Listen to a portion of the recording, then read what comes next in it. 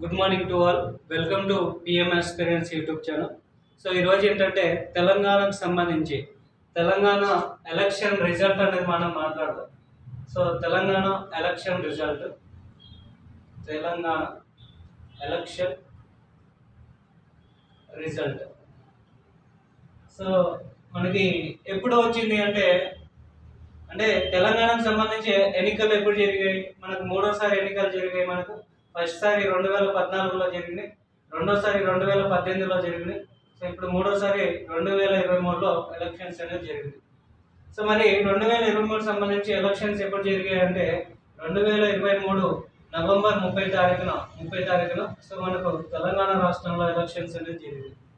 So మరి election రిజల్ట్లో భాగంగా మనకు చూడండి, ఏ పార్టీ అధికారంలోకి వచ్చిందంటే కాంగ్రెస్ పార్టీ అనేది అధికారంలోకి వచ్చింది.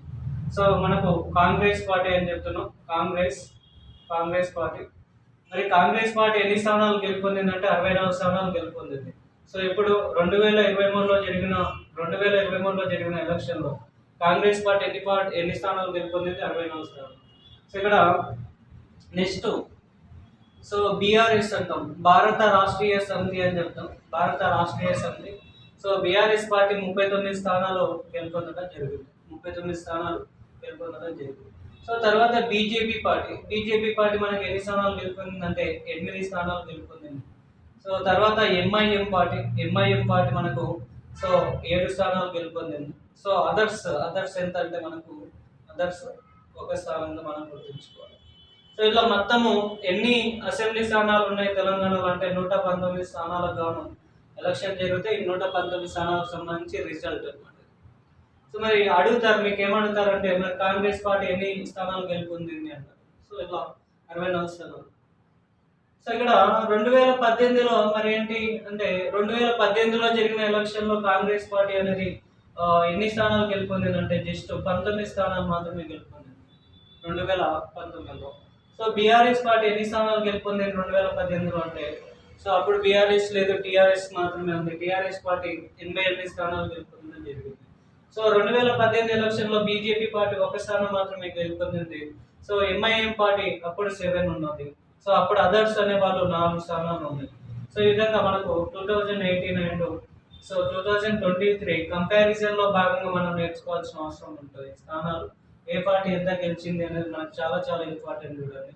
సో ఇంకా చెప్పాలంటే మనము కొన్ని పార్టీలు 2014 కూడా తీసుకొని మాట్లాడుకోవాలన్నమాట.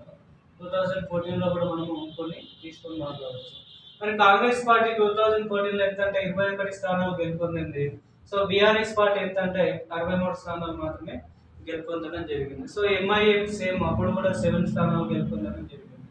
సో ఇట్లా మనము కంపారిటివ్గా దీన్ని గుర్తించుకోవాలి. ఇప్పుడు మేజర్గా ఇవే కాబట్టి వీటిని సో కాంగ్రెస్ అండ్ బీఆర్ఎస్ పార్టీలకు సంబంధించి ఈ విధంగా మనం గుర్తించుకోవడానికి ట్రై చేయండి. సో ఇట్లా స్టేట్మెంట్ రూపంలో అడుగుతారు వీటిని.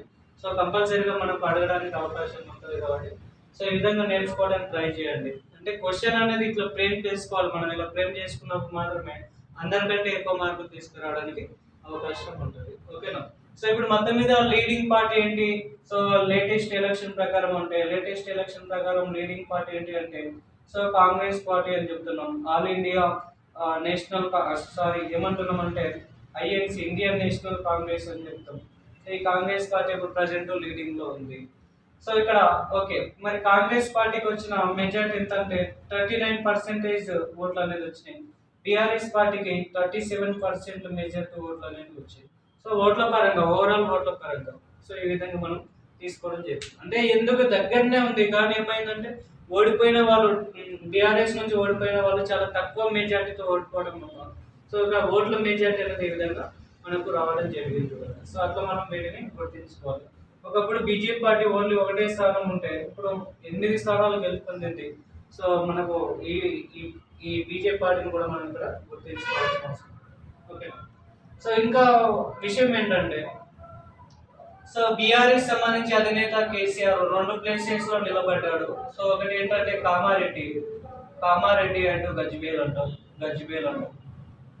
సో మరి ఈయన ఎక్కడ గెలిచాడంటే ఓన్లీ గజ్వేల్లో గెలిచాడు, కామారెడ్డిలో ఓడిపోయాడు. ఓకేనా?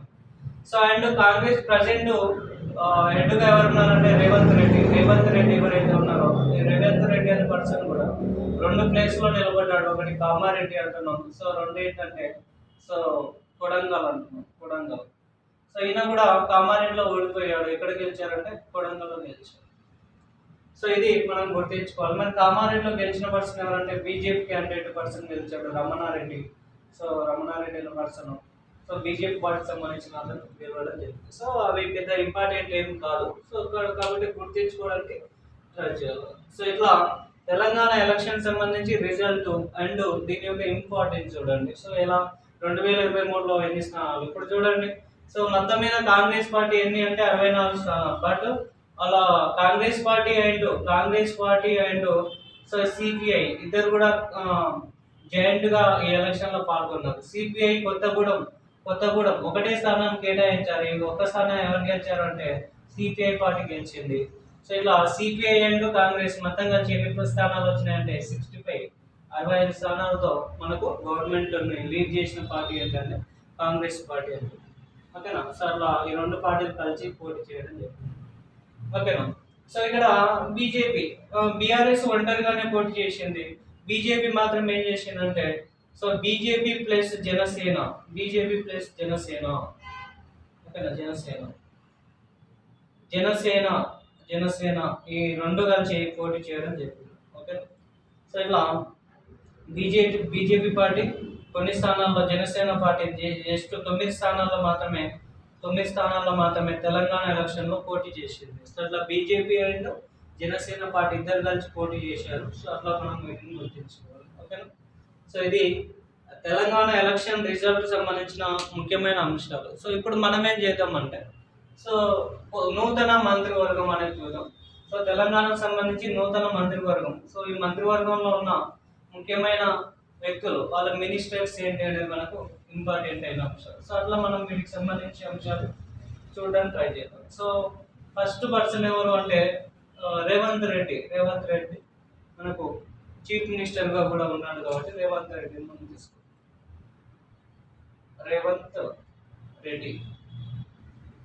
రేవంత్ రెడ్డి అనే పర్సన్ మనం తీసుకుంటాం. సో రేవంత్ రెడ్డి ఏంటి అంటే సాధారణ పరిపాలన అండ్ శాంతి భద్రతలు అంటున్నాం. ఈయన ఏ శాఖ మినిస్టర్గా ఉన్నారంటే సాధారణ పరిపాలన అండ్ శాంతి భద్రతలు. ఓకే. సో అదేవిధంగా దీంతో పాటు ఏంటంటే మున్సిపల్ అడ్మినిస్ట్రేటివ్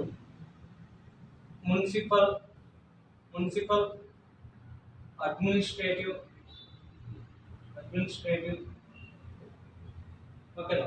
అర్బన్ డెవలప్మెంట్ అంటాం. అర్బన్ డెవలప్మెంట్ అంటే ఇంకేంటంటే మంత్రులకు కేటాయించని ఇతర శాఖలు అన్ని కూడా ఎవరి దగ్గర ఉంటాయంటే రేవంత్ రెడ్డి, యనమల రేవంత్ రెడ్డి అని చెప్తారు. ఓకేనా. యనమల రేవంత్ రెడ్డి. సో ఇదేంటంటే సాధారణ పరిపాలన, శాంతి భద్రతలు, municipal administrative and so next ఏమంటున్నాం అంటే అర్బన్ డెవలప్మెంట్ అంటున్నాం. సో నెక్స్ట్ మల్లు బట్టి విక్రమార్క అని చెప్తున్నాం. సో 2వ పర్సన్ ఏంటంటే మల్లు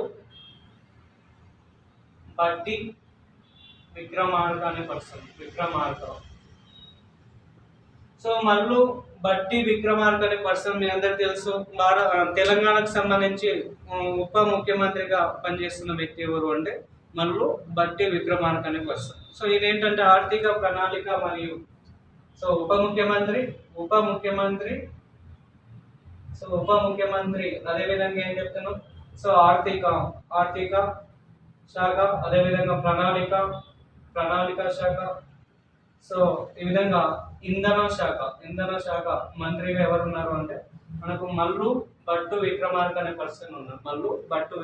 రేవంత్ రెడ్డి అంటే సాధారణ పరిపాలన, శాంతి భద్రతలు and municipal administrative and urban development. So ఇక్కడ మల్లు భట్టు విక్రమార్క ఏంటంటే ఉప ముఖ్యమంత్రి అండ్ ఆర్థిక శాఖ మంత్రి, ప్రణాళిక శాఖ మంత్రి, ఇంధన శాఖ మంత్రిగా మనకు కొనసాగుతున్న పర్సన్. నెక్స్ట్ పర్సన్ ఎవరంటే ఉత్తమ్ కుమార్ రెడ్డి. ఓకేనా. ఉత్తమ్ కుమార్ రెడ్డి అనే పర్సన్. సో ఉత్తమ్ కుమార్ రెడ్డి ఏ శాఖ మంత్రిగా ఉన్నాడు మరి? ఉత్తమ్ కుమార్ రెడ్డి అని చెప్తున్నాం. ఉత్తమ్ కుమార్ రెడ్డి. ఉత్తమ్ కుమార్ రెడ్డి అని పర్సన్.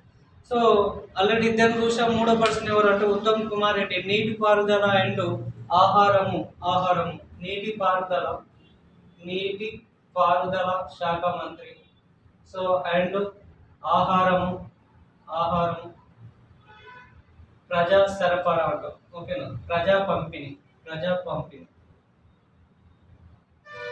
ఓకేనా, సో ప్రజా పంపిణీ. సో వీటి అంటే పౌర సరఫరా అంటాం. ప్రజా పంపిణీ మీన్స్ ఏంటంటే పౌర సరఫరా అని చెప్తాం. పౌర సరఫరా శాఖ మంత్రిగా ఎవరున్నారు అంటే నీటిపారుదల, ఆహారం అండ్ పౌర సరఫరా శాఖ మంత్రిగా మనకి ఎవరున్నారంటే ఉత్తమ్ కుమార్ రెడ్డి అనే పర్సన్ మనకు కొనసాగుతున్నారు. సో నెక్స్ట్ ఎవరు అంటే సి దామోదర రాజా నరసింహ అంటున్నాం. సి దామోదర రాజా నరసింహ అంటున్నాం. సో దామోదర రాజా నరసింహ అనే పర్సన్. మరి ఈయన ఏ శాఖ మంత్రిగా ఉన్నాడు అంటే ఆరోగ్యము అండ్ కుటుంబ సంక్షేమం. చూడండి, ఆరోగ్యం అండ్ కుటుంబ సంక్షేమ శాఖ మంత్రిగా ఉన్నారు. కుటుంబ సంక్షేమ శాఖ మంత్రిగా ఎవరు ఉన్నారంటే దామోదర్ రాజా నరసింహ అనే పర్సన్ ఉన్నాడు. నెక్స్ట్ పొంగులేటి శ్రీనివాస్ రెడ్డి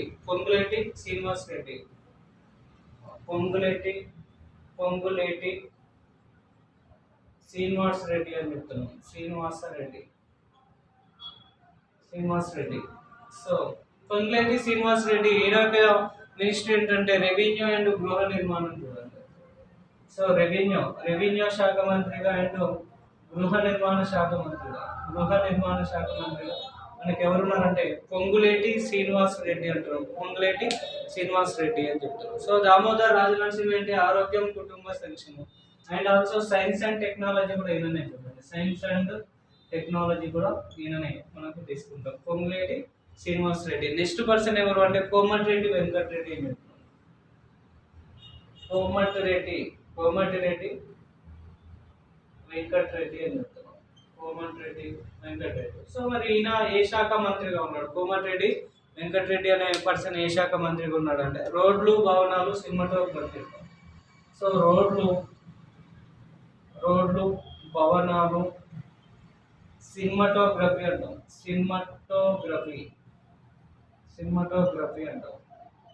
సో ఎవరు?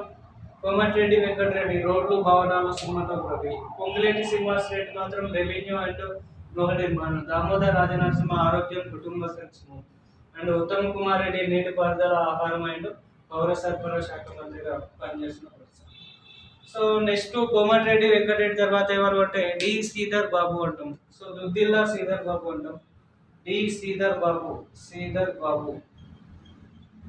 దుద్దిల్లా శ్రీధర్ బాబు అని చెప్తాం. ప్రజెంట్ ఈయన ఏంటంటే ఐటీ అండ్ ఎడ్యుకేషన్ అండ్ పరిశ్రమల శాఖ మంత్రిగా పనిచేస్తున్న వ్యక్తి ఎవరంటే దుద్దిల్లా శ్రీధర్ బాబు అని చెప్తాం. పరిశ్రమలు, ఐటీ, ఎడ్యుకేషన్ అండ్ శాసనసభ వ్యవహారాలు కూడా ఈయన. చూడండి, ఇంకేమంటున్నాం అంటే శాసనసభ వ్యవహారాల శాఖ మంత్రి కూడా Duddilla Sridhar Babu. So very very important person. శాసనసభ. ఇంతకుముందుకు ఐటీ ఎవరు ఉన్నారంటే కేటీఆర్ ఉన్నారు. ప్రజెంట్ ఐటీ ఎవరు ఉన్నారంటే శ్రీధర్ బాబు అనే పర్సన్ ఉన్నారు. సో ఇలా వీళ్ళందరి పేర్లు కూడా మనం గుర్తించుకోవాలి. వాళ్ళ మినిస్ట్రీ ఏంటనేది కూడా మనం గుర్తించుకోవాలి. సో మనకు మొత్తం మీద 2023లో మొత్తం తెలంగాణకు సంబంధించి ఎంతమంది మినిస్టర్స్ ఉన్నారంటే so council of ministers 12 members ఉన్నారు తెలంగాణ నుంచి. సో 12 మెంబర్స్ పేరు మనం గుర్తించుకోవడానికి ట్రై చేయాలి. నెక్స్ట్ తుమ్మల నాగేశ్వరరావు అంటున్నాం. తుమ్మల నాగేశ్వరరావు అనే పర్సన్. సో తుమ్మల నాగేశ్వరరావు యొక్క పర్సన్. ఈయన యొక్క అంటే ఏ శాఖ కేటాయించారు ఈయనని అంటే తుమ్మల నాగేశ్వరరావు వ్యవసాయం మరియు అనుబంధ శాఖ అంటున్నాం. వ్యవసాయ మరియు అనుబంధ శాఖ ఎవరు అంటే తుమ్మల నాగేశ్వరరావు వ్యవసాయ అనుబంధ శాఖ. పొన్నం ప్రభాకర్ రెడ్డి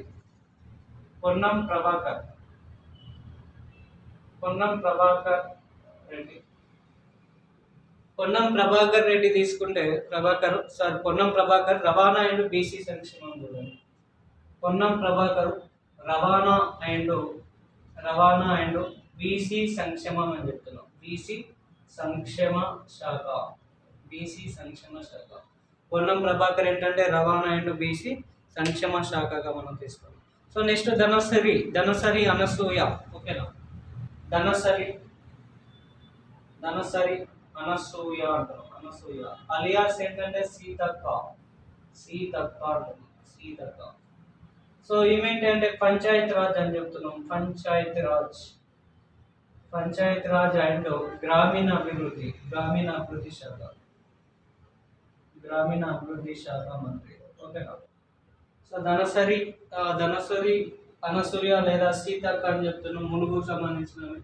సో పంచాయత్ రాజ్ అండ్ గ్రామీణాభివృద్ధి శాఖకు సంబంధించిన పర్సన్ ఎవరు అంటే ధనసరి అనసూయ సీతక్క అని చెప్తాం. కొండా సురేఖ. ఓకేనా, కొండా సురేఖ. నెక్స్ట్ ఎవరు అంటే కొండా సురేఖ అని చెప్తాం. కొండా సురేఖ.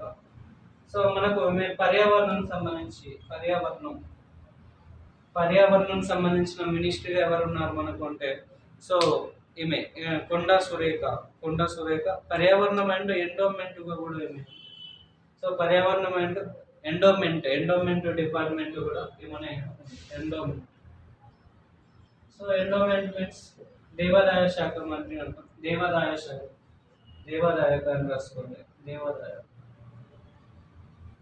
సో ఎవరు కొండ సురేఖ అని చెప్తున్నాం. నెక్స్ట్ ఎవరు అంటే జూపల్లి కృష్ణారావు. చూడండి, జూపల్లి కృష్ణారావు.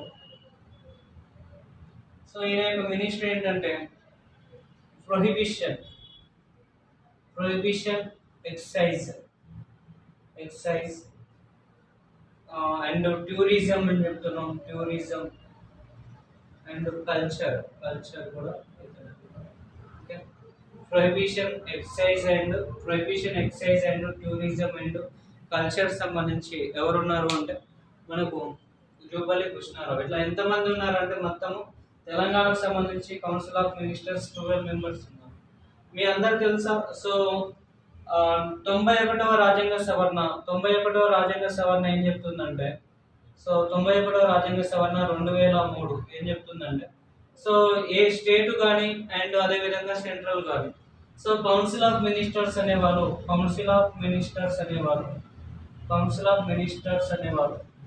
సో 15% కంటే దాటకూడదని చెప్తుంది. 15% కంటే దాటకూడదని చెప్తుంది. అంటే ఇప్పుడు లోక్సభకు సంబంధించి తీసుకుంటే లోక్సభలో మొత్తము 543 మంది సభ్యులు ఉంటాయి.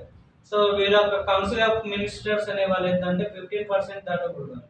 సో దీనిలో మరి 15% ఎంత అంటే 15% దీనిలో ఎంత అంటే 81 స్థానాలు. 81 కంటే ఎక్కువ మంది మినిస్టర్స్ గా ఉండడానికి అవకాశం లేదు అని చెప్తుంది. ఎక్కడ? సెంట్రల్లో అని చెప్తుంది.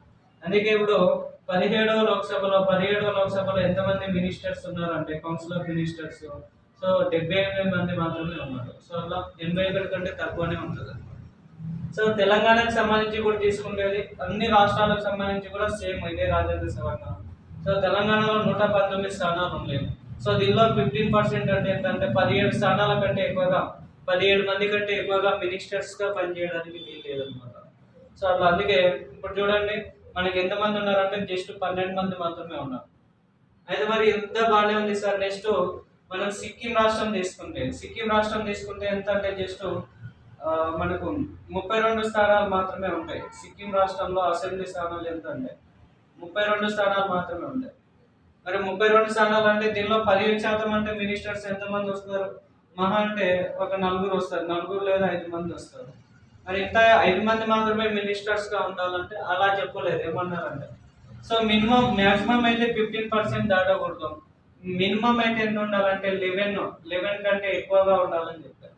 11 కంటే ఎక్కువ ఉండాలి మినిమం. మ్యాక్సిమం అనేది ఏంటంటే సో 15% దాటకూడదు. ఈ 2 కండిషన్స్ మనము సాటిస్ఫై చేసుకుని వెళ్ళాలి. సో ఇట్లా మనకు 91వ రాజ్యాంగ సవరణ 2003 అనేది ఇది చెప్పడం జరుగుతుంది. అర్థమైందా? సో ఇది 2023 తెలంగాణకు సంబంధించి రిజల్ట్ సంబంధించి అండ్ ఏమైనా ఇంపార్టెంట్ అంశాలు ఉంటే తెలంగాణకు సంబంధించి కూడా కంటిన్యూగా క్లాసెస్ చేయడానికి ట్రై చేస్తాను. ఇది ఇంపార్టెంట్ చూడండి. ఎప్పుడో జరిగింది ఎలక్షన్స్, ఇప్పుడు అడిగితే అని చెప్పడానికి లేదు, కంపల్సరీ అడుగుతారు. సో ఆ విధంగా మనం గుర్తించుకోవడానికి ట్రై చేయాలి. సో ఈ విధంగా రేవంత్ రెడ్డి సో ఏ మినిస్ట్రీగా ఉన్నారు అంటే చీఫ్ మినిస్టర్గా ఉన్నాడు. సాధారణ పరిపాలన, సో శాంతి భద్రతలు, దాంతో పాటు మనకి ఇంకేంటి అంటే municipal administration and urban development అని చెప్తున్నాం. సో ఆయన అది ఉన్నాడు. సో నెక్స్ట్ ఎవరు అంటే మల్లు భట్టి విక్రమార్క అనే పర్సన్. మల్లు భట్టి విక్రమార్క పర్సన్ ఆర్థిక మరియు ప్రణాళిక అండ్ ఇంధన. సో దీంతో పాటు ఉప ముఖ్యమంత్రిగా కూడా కొనసాగుతున్నాడు. ఉత్తమ్ కుమార్ రెడ్డి నీటిపారుదల ఆహారము పౌర సరఫరా శాఖ మంత్రి. దామోదర్ రాజనరసింహ అనే పర్సన్ తీసుకుంటే ఆరోగ్యము కుటుంబ సంక్షేమానికి సంబంధించిన మంత్రిగా పనిచేస్తున్నాడు. పొంగులేటి శ్రీనివాస్ రెడ్డి అనే పర్సన్ తీసుకుంటే రెవెన్యూ గృహ నిర్మాణ శాఖ మంత్రిగా పనిచేస్తున్నాడు. సో నెక్స్ట్ కోమటిరెడ్డి వెంకటరెడ్డి అనే పర్సన్ తీసుకుంటే రోడ్లు భవనాలు అండ్ సినిమాటోగ్రఫీ అంటాం చూడండి. రోడ్డు భవనాలు అండ్ సినిమాటోగ్రఫీకి సంబంధించి మినిస్ట్రీగా ఉన్న వ్యక్తి ఎవరు అంటే కోమటిరెడ్డి వెంకటరెడ్డి. దుద్దిల్లా శ్రీధర్ బాబు పరిశ్రమలు, ఇది ఇంపార్టెంట్ చూడండి శాఖ. దుద్దిల్లా శ్రీధర్ బాబు పరిశ్రమలు అండ్ ఐటీతో పాటు ఎడ్యుకేషన్తో పాటు మనకు శాసనసభ వ్యవహారాలు కూడా ఈయననే చూస్తాం. తుమ్మల నాగేశ్వరరావు వ్యవసాయం అండ్ అనుబంధ శాఖ మంత్రి. సో పొన్నం ప్రభాకర్ ఏంటంటే రవాణా, బీసీ సంక్షేమం సంబంధించిన శాఖ మంత్రి ఉన్నారు. ధనసరి అనసూయ అలియాస్ సీతక్క. సో ఈమె ఏంటి అంటే పంచాయతీరాజ్ గ్రామీణాభివృద్ధి శాఖ. కొండ సురేఖ ఏంటంటే పర్యావరణం అండ్ ఎండోమెంట్ దేవాదాయ శాఖ మంత్రిగా పనిచేస్తుంది. సో జూపల్లి కృష్ణారావు ఏంటంటే మనకు prohibition and exercise and also tourism and also culture. So ఈ విధంగా ఈ మినిస్ట్రీస్ అనేది మనం గుర్తించుకోవాలి, ఇంపార్టెంట్ అయిన టాపిక్. సో తెలంగాణలో జరిగే ప్రతి ఎగ్జామ్లో వీటి మీద క్వశ్చన్ అడగడానికి అవకాశం ఉంటుంది. సో ప్రజెంట్ మొత్తం ఎన్ని స్థానాలు గెలిచింది కాంగ్రెస్? మొత్తం సిపిఐతో కలిపి అయితే 65 స్థానాలు, ఓన్లీ కాంగ్రెస్ అయితే 64 స్థానాలు. సో బీఆర్ఎస్ ఎన్ని గెలిచింది? 39. సో అట్లా ఆ పార్టీలకు సంబంధించిన అంశాలు కూడా మీరు నేర్చుకోవడానికి ట్రై చేయండి. ఓకే.